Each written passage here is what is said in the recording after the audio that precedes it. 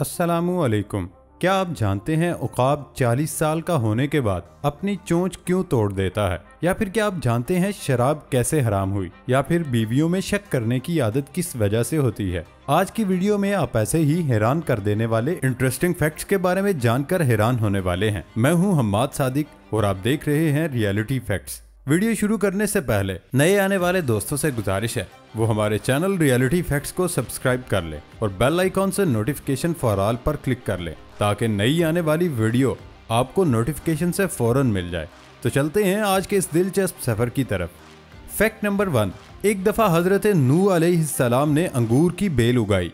एक दिन शैतान आया और उसने अंगूर की बेल पर फूंक मारी तो वो सूख गई। हजरत नूह अलैहिस्सलाम ये कैफियत देखकर परेशान हो गए। फिर शैतान आपकी खिदमत में आया और कहने लगा, ए अल्लाह के नबी, आप परेशान क्यों हैं? हजरत नूह अलैहिस्सलाम ने अपनी परेशानी की वजह बताई। वजह सुनकर शैतान ने हजरत नूह अलैहिस्सलाम को मशवरा दिया, अगर आप इस बेल को सरसब्ज देखना चाहते हैं तो मेरे मशवरे पर अमल करें और मुझे इजाजत दीजिए कि मैं इस बेल पर शेर, चीता, रीछ, गीदड़, कुत्ता, लोमड़ी और मुर्ग 7 जानवरों का खून बतौर नजराना चढ़ा दूं। इस अमल से मुझे यकीन है कि ये बेल दोबारा हरी भरी हो जाएगी। हजरत नूह अलैहिस्सलाम ने इजाजत दे दी। ये इजाजत बेखबरी की वजह से थी क्योंकि हजरत नूह अलैहिस्सलाम को उस वक्त नजराने की हुर्बत मालूम न थी। चुनाचे शैतान ने इन 7 जानवरों का खून अंगूर की बेल में चढ़ा दिया तो अचानक वो सरसब्ज होने लगी, बल्कि खून डालने से इतना फायदा हुआ कि हमेशा बेल में एक ही किस्म के अंगूर लगते थे,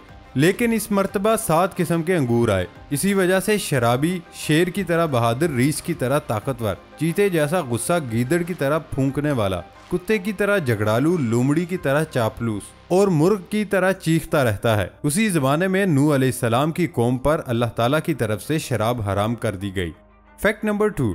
इस्लाम मुकम्मल ज़ाब्ता-ए अखलाक है जिसके जरिए इंसान को जिंदगी के हर पहलू के मुतालिक रहनुमाई दी गई। दिलचस्प बात यह है कि जो बातें इस्लाम ने 1400 साल पहले इंसान को बताई, आज साइंस भी उनकी तस्दीक कर रही है। साइंस ने जहां ये साबित किया कि कैसे दिन में 5 वक्त नमाज कायम करने से इंसान सेहतमंद रहता है, वहीं बिलाखिर ये भी साबित कर दिया आखिर इंसान को ज़बह किए गए जानवर का गोश्त क्यों खाना चाहिए और झटके से मारे गए जानवर का गोश्त क्यों नहीं खाना चाहिए। साइंस ने ऐसी वजह बताई कि जानकर आप भी बेख्तियार सुभान अल्लाह कह उठेंगे। साइंस के मुताबिक जब किसी जानवर को ज़बह करने की बजाय झटके से मारा जाता है तो उसके जिस्म में मौजूद खून मुकम्मल तौर पर बाहर नहीं निकलता। ख्वाह ये मुर्गी हो, गाय या फिर बकरा, जिस्म के अंदर रह जाने वाला खून जम जाता है, गोश्त की ताजगी को तबाह कर देता है। जब कोई इंसान उसे खाता है तो बहुत सारी बीमारियों का मूजब बनता है। कसाई हराम तरीके से भी जानवर को हलाक करते हैं जिसे झटके के नाम से जाना जाता है और इस तरीके से जानवर का सर एक ही झटके में जिस्म से अलग कर दिया जाता है।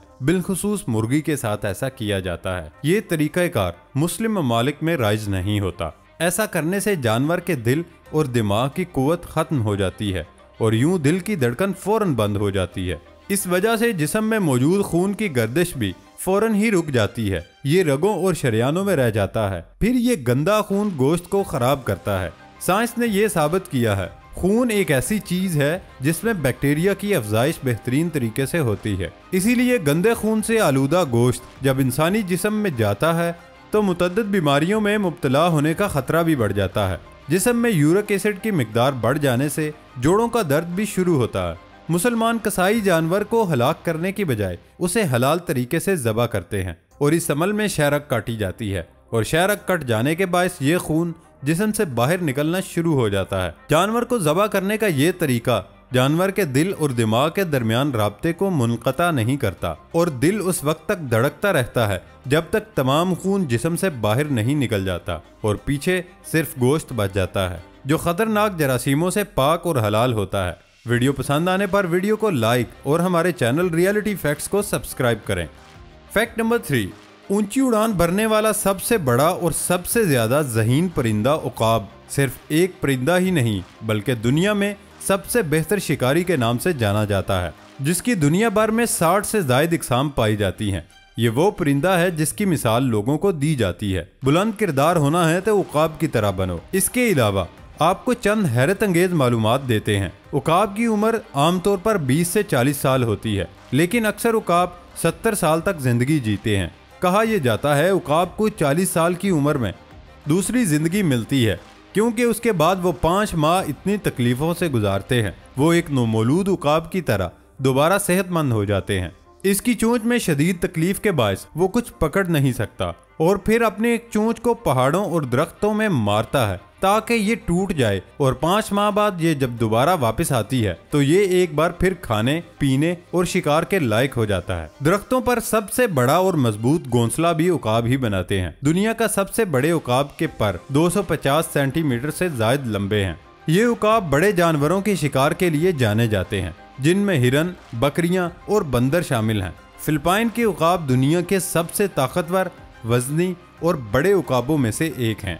इनकी लंबाई 102 सेंटीमीटर जबकि वजन 8 किलोग्राम तक होता है। उकाब की नज़र इंसानों के मुकाबले में 5 गुना ज़ायद तेज होती है। इंसान को बुनियादी तौर पर सिर्फ 3 रंग दिखाई देते हैं, जबकि उकाब 5 रंग देख सकते हैं। उकाब की मार्शल ईगल नामी किस्म तवील वक्त तक बगैर पर हिलाए भी ऊंची परवाज करने की सलाहियत रखती है। उकाब शाख पर बैठकर भी सो सकता है। सोते में उसके पांव शाख को जकड़ लेते हैं, जिसकी वजह से ये गिरता नहीं। अगर आप इस फैक्ट के बारे में जानते थे, कमेंट करके बताएं। वीडियो पसंद आने पर वीडियो को दूसरों के साथ शेयर और चैनल रियलिटी फैक्ट्स को सब्सक्राइब करें। फैक्ट नंबर 4, जब आप पैंट खरीदने जाते हैं तो ट्राई रूम में पहनकर चेक करते हैं कि ये आपको ठीक तरह से आ रही है या नहीं। लेकिन अब एक फैशन ब्लॉगर ने पतलून बगैर पहने ये मालूम करने का हैरानकुन तरीका बता दिया। ये खातून ब्लॉगर है जिसने पैंट की कमर और लंबाई बगैर पहने मालूम करने का मुनफरिद तरीका बताया। सबसे पहले वो वेस्ट मालूम करने का तरीका बताती है। पैंट का बटन बंद करके अपनी कलाई उसमें डालें। अगर आपकी कोहनी से हाथ के घुटने तक कलाई पैंट में बिल्कुल फिक्स आ रही है तो ये पैंट भी आपको ठीक आएगी। लेकिन अगर आपकी कलाई पैंट में जाने के बाद कुछ जगह बची रहे तो पैंट की कमर आपके बड़ी होगी, और अगर कलाई अंदर ही नहीं जा पा रही या फंस रही है तो पैंट आपको छोटी है। इस तरह पैंट की लंबाई जानने के लिए खातून पैंट की दोनों टांगों के सिरों को दोनों हाथों से पकड़कर मुखालिफ सिमत में बाजू फैलाती है। इस तरह अगर पैंट की लंबाई आपके बाजुओं के फैलाव के बराबर है तो ये आपको पूरी है। अगर ये आपके बाजुओं के फैलाव से छोटी या बड़ी है तो उसकी लंबाई भी आपके लिए उसी निस्बत से छोटी या बड़ी होगी। लेकिन हो सकता है ये तरीका हर किसी के ऊपर अप्लाई नहीं होता। कुछ लोगों की वेस्ट मोटापे की वजह से बहुत ज्यादा होती है। फैक्ट नंबर 5, शक किसी भी रिश्ते को ऐसे खा जाता है जैसे आग लकड़ी को खाती है, और जब बात शादी जैसे पाक रिश्ते में तो एक लम्हे का शक ही रिश्ते की बुनियादें हिलाकर रख देता है। अक्सर देखा जाता है मर्द कभी ये नहीं पसंद करते बीवियां उनकी हर बात को सच माने, उनकी किसी बात पर कोई सवाल न करें, मोबाइल उनका कभी चेक न करे, उनका वॉलेट और जेबें चेक न करें। बीवियां कितना ही एतबार करने की कोशिश करें, इन छोटी छोटी बातों से आए रोज कोई ना कोई ऐसा मामला हो ही जाता है जिससे उनका एतमाद कमजोर हो जाता है। अक्सर घर आने पर खाने का पूछें तो शोहर फरमाते नहीं भाई, हमने तो ऑफिस में दोस्तों के साथ खाना खा लिया। और गलती से अगर पैसों के वॉलेट में से बिल की पर्ची निकल जाए तो 2 बंदों के खाने का बिल हो। अगर एक से ज्यादा मरतबा ये मामला पेश आ जाए तो शक की बुनियादें मजबूत होने लगती हैं। कभी शॉपिंग मॉल्स का बिल जेब से मिले और मौसूफ घर पर कुछ भी ना लाए हो और सवाल किए जाने पर नहीं वो तो मेरे दोस्त का है, और बिल में तमाम चीजें खवातीन की हों तो बस दम सा निकल जाता है, क्योंकि दोस्त की बीवी की चीजों की लिस्ट आपके पास क्या कर रही है। ऐसे सवालात जहन में आते ही हैं, और पूछने पर डांट डपट हो जाए तो मानो शक यकीन में बदल रहा है। जिस दोस्त का नाम लिए हुए शोहर बताएं कि तुम्हें मुझ पर सिर्फ शक करने की आदत है, जबकि मैं तो अपने फलां दोस्त के साथ था, और किस्मत से वो दोस्त बीवी के सामने शोहर से ना मिलने का शिकवा कर बैठे तो दिल खून के आंसू रो बैठता है और पुख्ता यकीन आ जाता है शोहर का कहीं और कोई नामुनासिब ताल्लुक है। ऐसे हालात में मियाँ बीवी को क्या करना चाहिए? शोहर को चाहिए कि बीवी को हर बात वाजे बता दे कि वो किस से मिलता है, कहाँ जाता है, और मुनासिब हो तो बीवी को भी अपने साथ ले जाए ताकि शक की दीवार ही गिर जाए। और बीवी को चाहिए कि शोहर की टो रखे, और अगर शोहर उससे वादा करे कि आइंदा ऐसा कुछ नहीं होगा तो वो रोज बरोज अपने दिल में पैदा होने वाले शकूक खत्म करके शोहर के साथ आगे बढ़े। और फिर भी अगर शोहर की वही आदत जारी रहे तो एक मर्तबा आपस में नरम मजाजी से बैठकर बातें कर लेनी चाहिए ताकि इज़्दिवाजी जिंदगी भी खराब ना हो और आपस के मामलात भी तय पा जाएं। क्योंकि एक तरफ जहां उस सब से मियाँ बीवी का ताल्लुक खराब होता है, वहीं ऐसे हालात में सबसे ज्यादा बच्चे दिमागी फतूर में मुब्तला होकर बिखर जाते हैं। लिहाजा बच्चों की खातिर आपस में प्यार मोहब्बत से रहा जाए, यकीनी तौर पर एक आइडियल घराना तश्कील पाएगा जहां शक की गुंजाइश किसी कीमत पर बाकी नहीं रहती। इन तमाम बातों से यही वाज़े होता है, अक्सर शोहर खुद शक की जगह पैदा करते हैं, लेकिन हर जगह ऐसा नहीं होता। मुतवाज़न ग़िज़ा खाने के साथ साथ आम जिंदगी में मुतवाज़न बरकरार रखते हुए अज़वाजी ताल्लुक़ को कायम रखा जाए तो खुशहाल घराना बन सकता है। दोस्तों, ये था हमारा आज का सफ़र। नई वीडियो आने तक इजाज़त दें। अल्लाह हाफिज़।